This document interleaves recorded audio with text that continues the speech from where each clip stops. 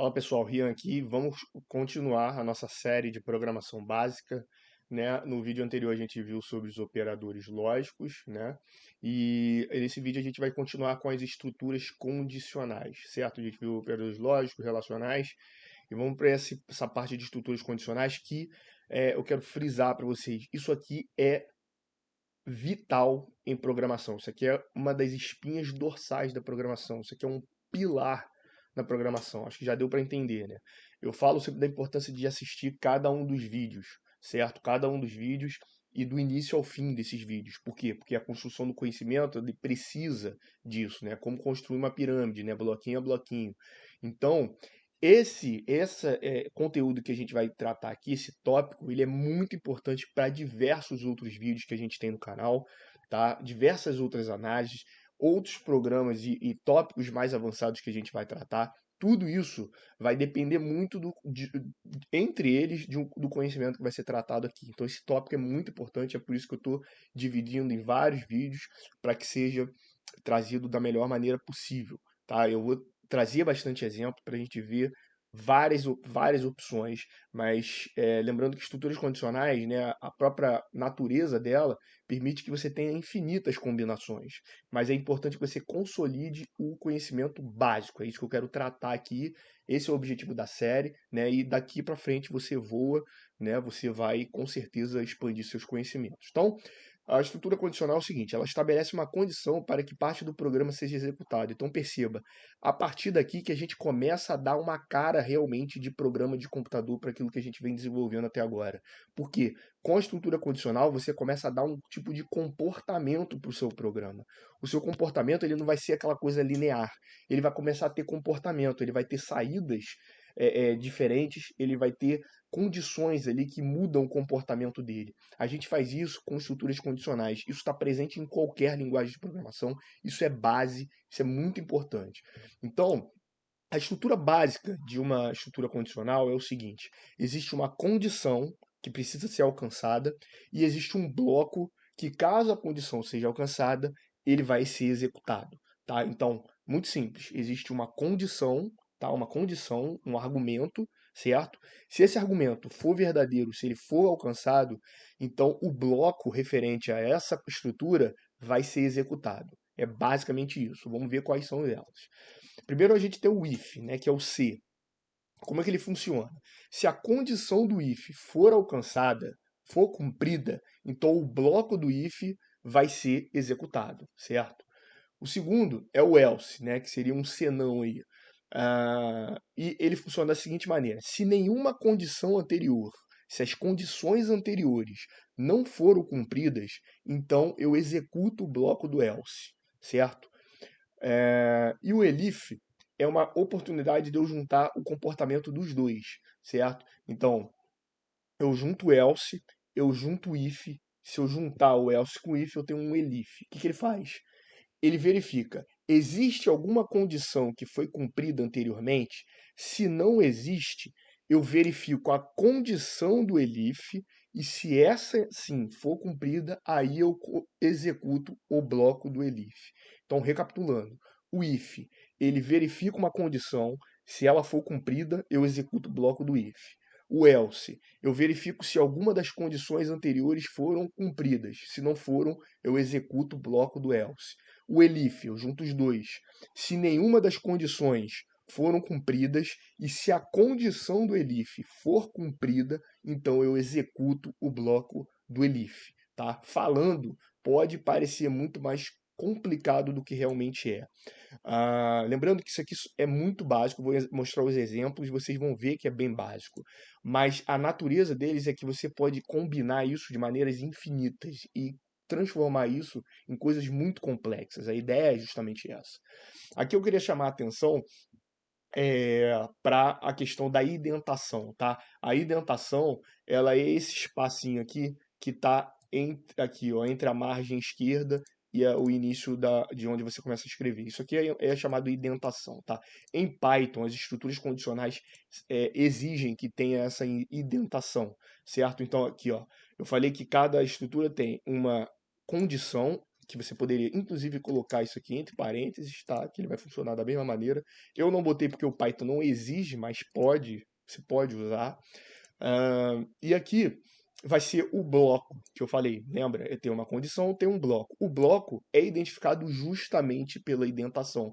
Mais para frente, a gente vai ver como se usa essa indentação de maneira mais inteligente, mas a ideia é que isso aqui faz parte da sintaxe da linguagem, tá? Perceba, se eu tirar essa indentação, olha só como é que ele já pintou de vermelho aqui, tá? Por que que ele fez isso? Porque a sintaxe está errada, tá? Depois de um if, depois de uma estrutura condicional, eu preciso necessariamente de um bloco, certo? Aqui seria a mesma coisa. Se eu pintar aqui, ó, se eu tirar a indentação, ele já pinta aqui de vermelho, porque ele já entende que há um erro de sintaxe, certo? Isso é uma exigência. Então, já vamos começar pelo exemplo 1 aqui, aproveitando, né? Então, eu criei uma variável aqui dividendo que tem o valor 10, criei uma variável divisor que tem valor 2. Aí vamos para a nossa primeira estrutura condicional. Se o divisor é diferente, já vimos isso aqui, certo? E a importância aí de ver os vídeos passados. For diferente de zero, eu executo o bloco. O que está no bloco? Imprima a divisão de dividendo pelo divisor. Bem simples. Se essa condição anterior não for cumprida, esse é o else.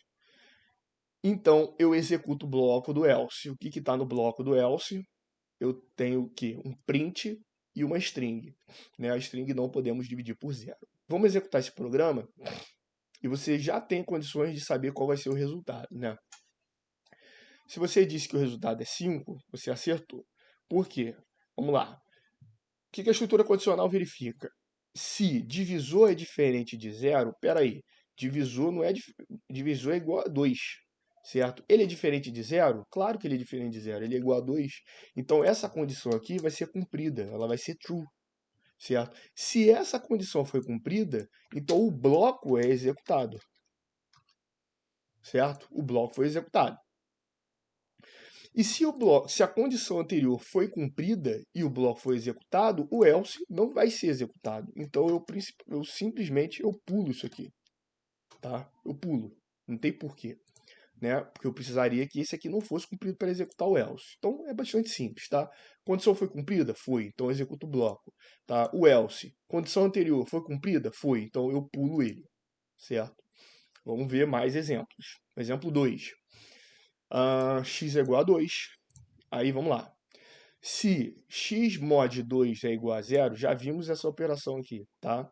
Já vimos essa aqui também. Olha a importância de assistir os vídeos passados. Tá? Se inscreva no canal e acompanhe a série cada vídeo. Se x módulo 2 é igual a zero, x mais igual a 1, elif x maior que 2. Se for x dividido igual a 2, elif x menor que 100, se for x é igual a zero, e caso nenhuma das condições seja alcançada, x multiplicado igual a x, certo? E no final eu quero saber quem é o valor de x. Pausa o vídeo, faz isso de cabeça, você já tem condições de fazer isso de cabeça, tá? Todas as operações já tem, eu já expliquei como funciona o elif, né? O if e o else, e vamos ver se o resultado que você calculou vai ser igual ao resultado da execução aqui do programa. Bom, o resultado é 3. Rian, por que o resultado é 3? E nesse momento tem um cachorro latindo, mas eu não vou interromper. Vamos embora, vamos esperar que ele... Eu vou dar uma pausa e a gente continua.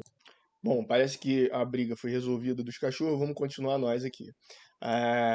Então, eu executei o código, né? E o código, ele deu 3. Rian, por que o código deu 3? Vamos lá. O x recebeu o valor 2, certo? Em seguida, eu pergunto o seguinte. O mod de x... Perdão, x mod 2 é igual a zero? Ora, o mod é o resto da divisão inteira, certo? Então, 2 dividido por 2, qual é o resto? É zero, né? Então, o que acontece? 0 é igual a zero, isso aqui vai dar verdadeiro. A condição vai ser cumprida. Se a condição vai ser cumprida, o bloco é executado. O que o bloco faz? Ele soma com 1, então o x é 2, 3, e eu atribuo ao mesmo tempo ao valor x, o resultado. Então, o x passa a ser igual a 3. Então, aqui, o x passou a ser igual a 3. Se essa condição foi cumprida, o elif vai ser executado? Não, o elif não vai ser executado, porque o elif ele precisa que a condição anterior não seja. Lembra? O elif ele junta o comportamento do else e do if, né? Junta os dois elif. Então, se a condição anterior foi cumprida, eu pulo isso aqui. O outro elif eu pulo de novo. E esse else eu também vou pular, porque a condição foi cumprida, né? O else nem se fala. Eu preciso que nenhuma das condições tenham sido cumpridas.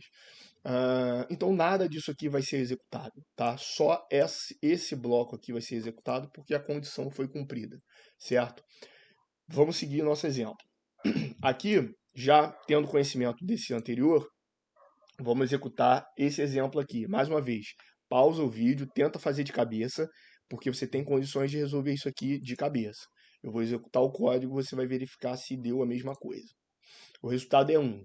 Rian, por que o resultado é 1? Vamos lá. O x foi atribuído, ao x foi atribuído o valor 2, certo? Aqui é a mesma coisa do anterior, né? X mod 2 é igual a 0. Sim, nós já vimos que sim, né?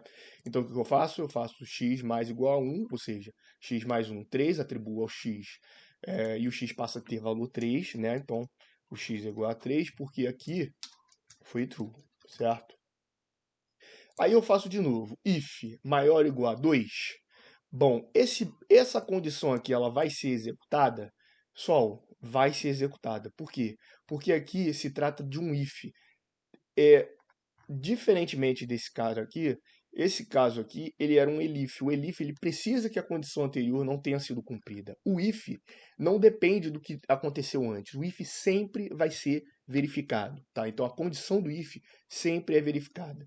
E o x maior ou igual a 2, ele é verdadeiro. Então essa condição também vai ser executada, tá? Em seguida, a gente faz x vezes 100, mas perceba, o valor do x aqui é 3, né? Aqui é 3. Aqui o valor do x vai mudar? Pergunto.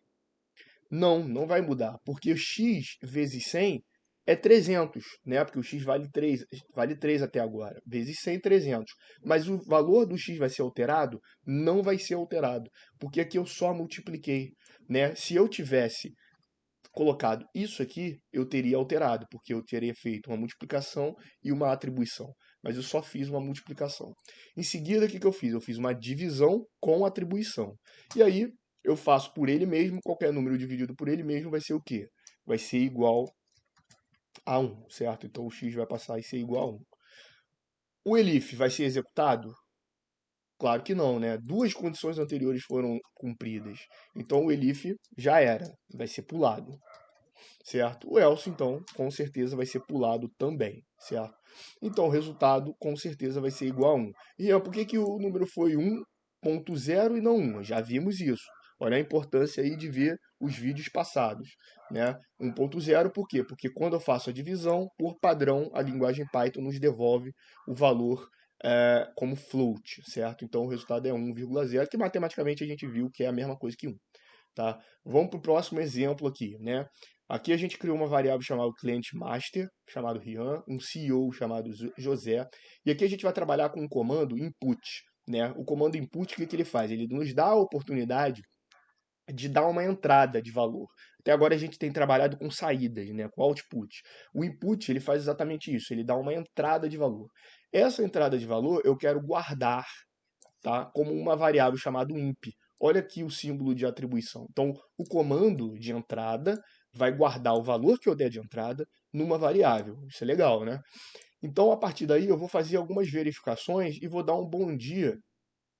Vou usar estruturas condicionais para dar um bom dia personalizado aqui, certo? Então, vamos executar esse código, vamos ver como ele funciona. Qual é o nome do cliente? Vamos dizer que o nome do cliente seja Rian. Ele diz, bom dia, cliente master Rian. Tá? Por que ele resultou isso aí? Eu dei entrada o valor Rian, certo? O valor Rian foi guardado na variável imp. Se a variável imp é igual ao operador relacional ao cliente master, qual é o cliente master? Rian. Então, isso aqui foi true, certo? Então, eu vou executar o bloco do if, certo? Então, executei o bloco do if. O bloco do if é um print, né? Print, bom dia, cliente master e o nome do cliente master, certo? Aqui eu vou executar? Não, eu vou pular. O else eu vou executar? Não, eu vou pular. Por quê? Porque a primeira condição já foi satisfeita, certo? Vamos rodar de novo. Qual o nome do cliente? O nome do cliente é José. Bom dia, CEO José. Por que que aconteceu isso, Rian? A variável imp recebeu o valor José, foi o valor que eu entreguei aqui, não é isso? Aí eu pergunto, o imp é igual ao cliente master? Não, porque o cliente master é Rian. Ok, então isso aqui vai dar o quê? Falso. Se isso aqui é falso, eu não executo isso, eu pulo, certo? Então, o elif vai ser executado? Vai ser executado, porque a condição anterior foi falsa. Aí eu submeto a minha condição do elif. O imp é igual ao CEO? Bom, a variável que eu entreguei, que eu recebi do input, foi o José, né, que é o imp. Ele é igual ao CEO? Bom, é assim. Então, como aqui vai ser true, eu vou executar o bloco do elif, certo? Eu vou executar o else? Não vou executar o else. Então, eu vou ficar só com o print. Bom dia, CEO. E aí eu retorno também o valor do CEO, que é José. Bom dia, CEO José. Certo? Vou mais um. Eu vou botar Adriano. O que vocês acham que vai acontecer? Vai acontecer. Bom dia, Adriano. Ora, agora a variável imp recebeu o valor Adriano. O valor Adriano é igual ao cliente master? Não, o cliente master é Rian. Então, deu falso. Mesma coisa, pulei o bloco. Aqui, eu vou executar elif? Vou executar o elif. Por quê? Porque a condição anterior não foi alcançada. O imp é igual ao CEO? O imp recebeu o Adriano. Olha aqui, ó, a entrada que eu dei. Não é igual ao CEO, porque o CEO é José. Então, isso aqui também vai ser falso. Se isso aqui é falso, eu também não vou executar isso aqui, eu vou pular. E se nenhuma das condições foram satisfeitas, simplesmente eu vou executar o bloco do else. E o bloco do else é simplesmente um bom dia. E eu retorno a variável que eu dei de entrada para personalizar esse bom dia, né? E aí eu fico com um bom dia, Adriano, certo? Então, isso aqui a gente viu aí o comando input e alguns comportamentos das estruturas condicionais, né? Se eu botar Jubes Clayson, né? Ele vai me dar um bom dia Jubes Clayson, porque mais uma vez ele vai entrar no false, false, vai pular todos esses blocos aqui e no final das contas ele vai ter que executar o bloco do else, certo? Bem tranquilo. Lembrando, esses notebooks vão ficar disponibilizados, baixem o notebook, explorem várias oportunidades. Eu estou dando aqui algumas opções, mas como eu disse, pela natureza das estruturas condicionais, você pode fazer essas combinações de infinitas formas. Estou ensinando aqui o código, né, um comando de input para vocês explorarem isso também. Então vamos seguir, né? O exemplo 5 aqui, né? Agora eu vou dar duas entradas com duas variáveis, e a gente vai explorar aqui os operadores lógicos aqui, ó, AND, né? Então, olha só, vamos lá, vamos executar isso aqui, né? A gente vai receber, né? Primeiro vamos explicar aqui, né? Eu tenho duas variáveis, o sexo e o estado civil. Eu vou dar entrada em valores para essas duas variáveis e a gente vai dar ali um bom dia personalizado também. Tá? Então, digite sexo, vamos dizer que seja feminino. Estado civil, casada. Bom dia, senhora. Certo? Vamos de novo. Por que que deu bom dia, senhora? Porque o if primeiro aqui, ele foi feminino, certo? E o estado civil foi casada, certo? Duas condições foram alcançadas ao mesmo tempo. A gente viu esses operadores lógicos, né? O AND, que é a conjunção, para ele retornar verdadeiro, ele precisa que as duas condições sejam verdadeiras. Olha aí a gente usando o operador lógico dentro de uma estrutura condicional, né? Então, como os dois foram verdadeiros, aí ele vai me retornar o bloco. O resto a gente já sabe que a gente vai pular. Isso aqui a gente vai pular, isso aqui a gente vai pular, isso aqui a gente vai pular. Por quê? Porque a primeira condição foi true, certo? Essa primeira condição foi true. Vamos para o segundo. Feminino, solteiro. Bom dia, senhorita. Então, agora, o que aconteceu? Sexo é feminino. And estado civil casada? Não, porque o estado civil, perceba, eu coloquei como solteira a entrada. Então, o and, a conjunção, ele precisa que os dois sejam verdadeiros. Como essa condição aqui vai me retornar falso, todo o argumento vai ser falso, certo? Todo o argumento vai ser falso ou falso. Isso aqui eu estou tratando de matérias que a gente já falou, tá? A gente já falou de operador lógico, já vimos por que que o AND ele retorna falso, né? Quando os dois argumentos são verdadeiros, a única possibilidade é retornar verdadeiro. Foi o que aconteceu no caso anterior. Como aqui eu botei solteira, a primeira vai retornar falso, perdão, né? A primeira retorna falso, aqui vai retornar verdadeiro, né? Que vai ser true. Por quê? Porque é feminino e é solteira, tá? Eu troquei as bolas aqui, né? Estado civil casada, não, aqui vai dar falso. Como aqui vai dar falso, aqui vai dar verdadeiro, o resultado é falso, tá? Esse é um resultado do operador lógico AND, conjunção. Como esse aqui deu falso, o elif vai ser executado, né? Esse aqui vai pular, o elif vai ser executado. E aí, esse sexo feminino é igual a feminino, esse argumento estado civil solteira é verdadeiro, então vai retornar true para mim. Então, o elif vai dar true, então esse bloco vai ser executado, tá? Esse elif vai ser executado? Não vai ser executado. Simplesmente porque uma das condições anteriores foram verdadeiras, foram cumpridas. E o else também não vai ser executado porque uma das condições anteriores foram cumpridas. Vamos de novo. Sexo, masculino, casado. Bom dia, senhor. Então agora a gente teve a condição que nenhum desses dois foi cumprido, certo? Então eu tive falso.